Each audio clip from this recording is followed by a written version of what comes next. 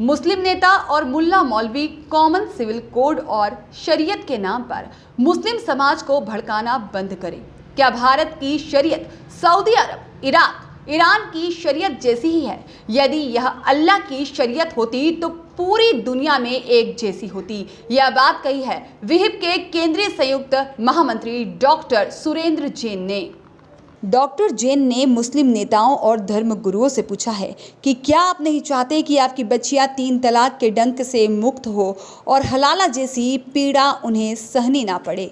मूलतः निकाह के लिए अरब से शेख भारत में आकर 12 से 13 साल की बच्चियों को वेश्या के तौर पर रखकर उनका यौन शोषण करते हैं और फिर छोड़कर चले जाते हैं। उन बच्चियों को इस घृणित परंपरा से मुक्ति मिलनी ही चाहिए। डॉक्टर जैन ने और क्या कहा, आइए आपको पूरा बयान सुनाते हैं।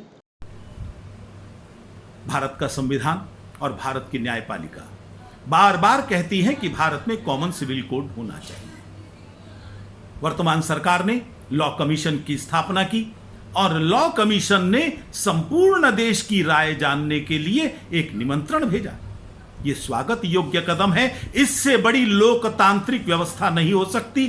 जिसका विरोध है वो दर्ज कर सकता है, जिसके सुझाव है वो सुझाव दे सकता है, जिसको सहमति है वो सहमति दे सकता है। लेकिन इस मौके का उपयोग करके जिस प्रकार से कुछ मुस्लिम नेताओं ने, कुछ मुल्ला मौलवियों ने मुस्लिम समाज को भड़काने की कोशिश की है, वो बहुत दुर्भाग्यजनक है। कहते हैं ये हमारी शरीयत पर हमला है। अरे कौन सी शरीयत? भारत में जो शरीयत है ये 1937 के अंदर अंग्रेजों की दी हुई शरीयत है। उन्होंने कोडिफाई किया था। क्या भारत की शरीयत सऊदी अरब, इराक, ईरान की शरीयत जैसी है? यदि अल्लाह की होती तो पूरी दुनिया में एक जैसी शरीयत होती। मुस्लिम समाज को शरीयत के नाम पर भड़काना बंद करें। क्या आप नहीं चाहते कि आपकी बच्चियां 3 तलाक के डंक से मुक्त हो सके? क्या आप नहीं चाहते कि आपकी लड़कियां हलाला जैसी पीड़ा को भुगतना बंद करें?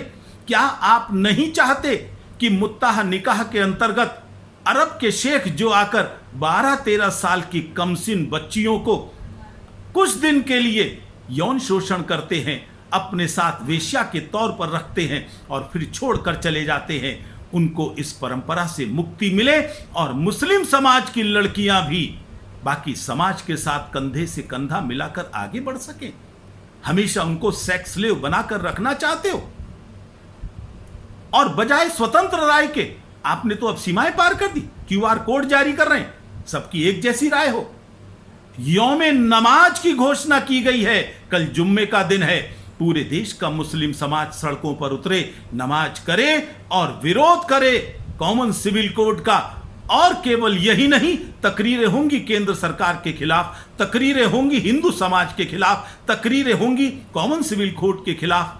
क्या इस बात का ये आश्वासन दे सकते हैं कि फिर कोई सरफरा सड़कों पर उतरकर हिंसा नहीं करेगा? बजाय इस चीज की ओर ध्यान लगाने के उन्हें इस बात का ध्यान रखना चाहिए अब जरूरत पड़ रही है मुस्लिम समाज की लड़कियों को भी आजादी मिले, एक नया परिवर्तन आना चाहिए और मुस्लिम समाज भी सशक्तिकरण की दिशा में बढ़े। कॉमन सिविल कोड उस दिशा में एक महत्वपूर्ण कदम है। Bureau report.